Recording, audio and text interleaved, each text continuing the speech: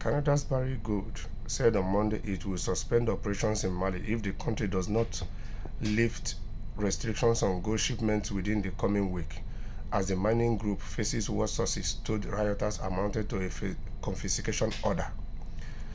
Barrick's Mali standoff threat by Burkina Faso's junta to strip mining permits and the seizure of a French-run uranium site in Niger have unsettled Western miners and could limit further investments in West Africa, industry insiders say. Okay.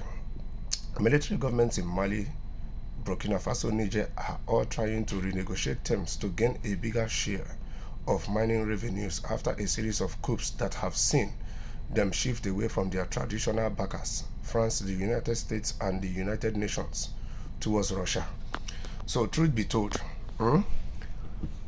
what these junta leaders are doing is very good, because you cannot take a resources out of my own country and I'm getting just peanut for a natural resources that my country is supposed to have at least 85% shares in order for my country to use what is coming out of my soil to transform my country.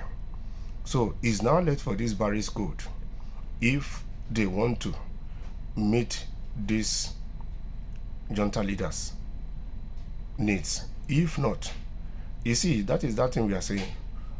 They are using the leverage now because they think that these countries cannot be able to explore or take charge of this gold mining, and it's just a matter of time. And believe me, the young man in Burkina Faso, the people of Niger, the people of Mali, they will do whatsoever it takes.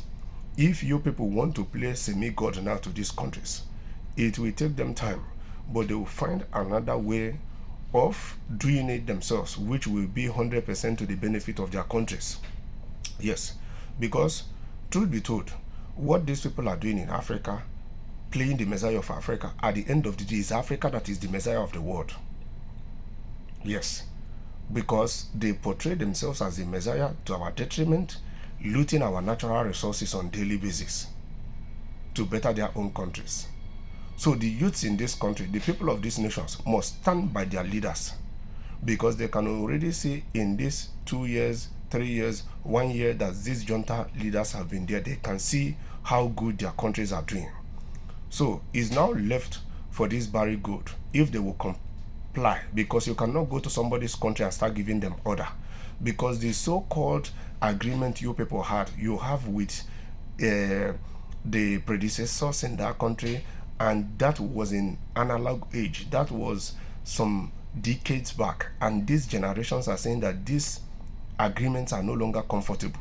It does no longer comply with the age and time we are living in, because Africa needs to evolve. And if Africa needs to be evolved, every African natural resources, Africa should have, if not total control over it or total share over it, Africa should at least have 85 or 90%.